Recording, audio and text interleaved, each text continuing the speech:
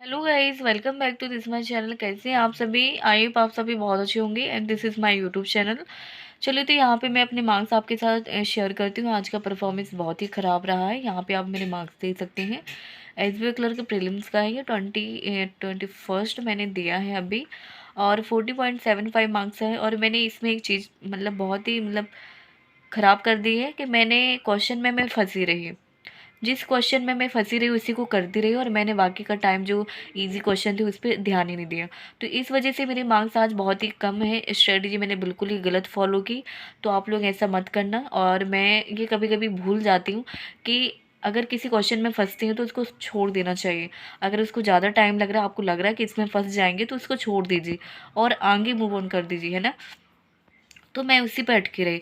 ऐसे ही मेरे क्वांट में हुआ। क्वांट में मैं अर्थमेटिक को पहले कर लिया मैंने, और जो मिसलिनियस जो हमारे सिंप्लीफिकेशन क्वेश्चन है उनको मैंने बाद में किया। तो ये मुझसे गलती हो गई, और आप लोग ऐसा मत करना। जो पहले ऐसे क्वेश्चन कीजिए जो आपसे बनते हैं, है ना, जल्दी जल्दी आप कर लेते हो उन क्वेश्चन को कीजिए। अदरवाइज़ आप फंस जाओगे, आप ऐसे मार्क्स आएंगे फिर आपके। तो आज तो मेरा परफॉर्मेंस देख लीजिए, 72 मैंने अटैम्प्ट किया। और इंग्लिश का तो आप हाल दे सकते हैं मेरे यहाँ पे, ठीक है। इंग्लिश में मेरा बहुत ही बेकार परफॉर्मेंस है। यहाँ पे आप देख सकते हैं 26 करके 4.75 मार्क्स आना। भाई आज तो पता नहीं क्या हो गया इंग्लिश में। आज समझ में नहीं आ रहा है क्या हो गया। गाइस, आपके कैसे मार्क्स आते हैं कमेंट सेक्शन में ज़रूर बता देना। इंग्लिश के लिए गाइस मुझे इतना डर लग रहा है कि पेपर में क्या होता है ना, एग्ज़ाम में, कि इजी आ जाती है, इजी आती है वगैरह, बट इतनी कन्फ्यूज़न वाली होती है कि क्या बताएं। और फिर ऐसे ही मार्क्स आ जाते हैं। और मेरे अभी तक जितने भी मैंने एग्ज़ाम दिए हैं, मेरे 10 से ऊपर मार्क्स नहीं आए, 10 से ऊपर। बट अब इस बार देखते हैं एसबीआई क्लर्क में कैसे मार्क्स आ रहे हैं। और बहुत ही बेकार परफॉर्मेंस रहा है आज मेरा। मैं आपको बताऊँ तो आप यहाँ पे परसेंटाइल देख सकते हैं कहाँ पहुँच रही है मेरी परसेंटाइल। बहुत ही बेकार परफॉर्मेंस रहा आज। और रीजनिंग में जैसे कि मेरी एक्यूरेसी आप देख सकते हैं, 25 अटैम्प्ट किए थे, 21.25 मार्क्स। इसमें थोड़ी गलती मैंने ये कर दी कि मैंने एक पजल को बहुत ज़्यादा टाइम दे दिया, और इसी में फंसी रही मैं। और आगे जो इजी क्वेश्चन थे उनको मैंने पहले किया नहीं। तो मुझे ये स्ट्रेटजी में पता कभी कभी भूल जाती हूँ। और मुझे यही रहता है कि इस लाइन से क्वेश्चन करते जाओ और होते जाएं। तो इस वजह से कभी कभी ऐसा होता है कि हम फंस जाते हैं और हमारे क्वेश्चन नहीं हो पाते। जो इजी लेवल के क्वेश्चन भी होते हैं उन पे भी हम ज़्यादा टाइम नहीं दे पाते हैं। तो पहले ऐसा करें कि जो इजी लेवल क्वेश्चन है उन्हीं को करें, है ना। जल्दी जल्दी से पहले एक बार देख लें कि कौन सी इजी क्वेश्चन है, एंड आप उनको कर सकते हो, है ना। तो आप ऐसे कर सकते हो। और यहाँ पे यही चीज़ मैंने गलती कर दी है कि मैं क्वेश्चन पे फंसी रही और अपना टाइम भी बर्बाद कर दिया।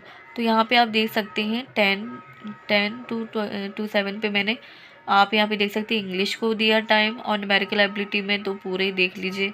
और रीजनिंग एबिलिटी में देख सकते हैं आप यहाँ पे।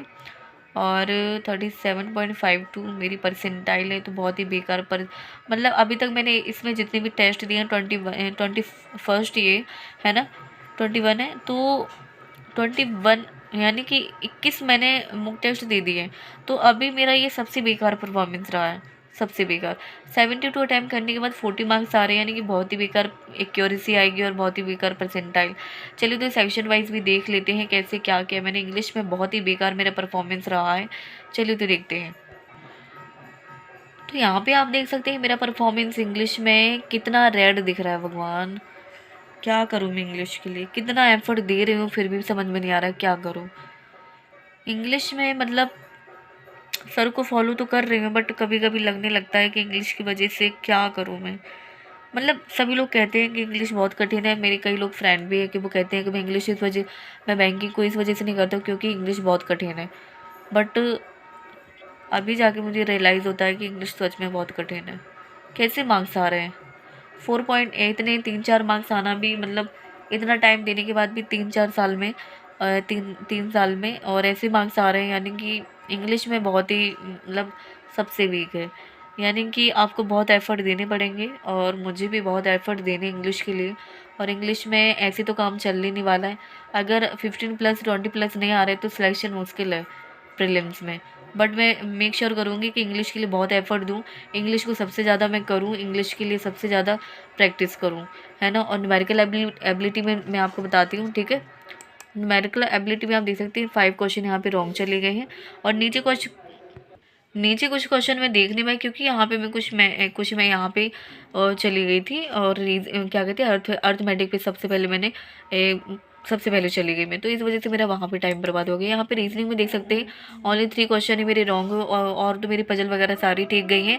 मिसलेनियस क्वेश्चन ही मेरे गलत हो गए हैं, बट इसमें नीचे टाइम नहीं दे पाई, नीचे ईजी क्वेश्चन थे कंपेरिजन टू जो अभी इसमें टाइम दिया उसकी वजह से। बट इसमें मैंने स्ट्रेटजी सही फॉलो नहीं की, पहले मुझे इजी क्वेश्चन करने चाहिए थे। बट ऐसा है कि इसमें हम 35 में से 35 क्वेश्चन कर सकते हैं, और मेरा टारगेट भी यही है इसके लिए कि मैं 35 से 35 क्वेश्चन करूँ, और इसलिए मैं आगे पीछे इसमें देखती नहीं कि कौन सा इजी है, और मैं लग जाती हूँ। बट इसमें एक चीज़ रखना है कि अगर कोई डिफ़िकल्ट लग रही है तो उसको बाद में कर दीजिए, मार्क फॉर रिव्यू के लिए रख दीजिए, और बाद में कर लीजिए, ठीक है। टाइम वेस्ट करने की ज़रूरत नहीं है, क्योंकि कई बार ऐसा हो सकता है कि वो नहीं बन पाए आपकी, और जो आप कर सकते हो वो भी ना कर पाओ, तो इस वजह से आपको वही पहले देखना है कि जो आप कर सकते हो जल्दी जल्दी, ठीक है। तो गाइज़ ये आज का परफॉर्मेंस, आपके कैसे मार्क्स आ रहे हैं कमेंट सेक्शन में जरूर बता देना, ठीक है। आपके इंग्लिश में कैसे मार्क्स आ रहे हैं, कैसे इंप्रूव कर पा रहे हो, प्लीज़ कमेंट सेक्शन में जरूर बता देना। Thank you guys. अगर आपने मेरी इस यूट्यूब चैनल को अभी तक सब्सक्राइब नहीं किया है, प्लीज़ सपोर्ट करें, सब्सक्राइब करें, लाइक कमेंट शेयर जरूर करें, ठीक है। आपका सपोर्ट ही मुझे यहाँ तक लेकर आया और आगे भी लेकर जाएगा, ठीक है गाइज़। तो सपोर्ट करते रहें। Thank you guys.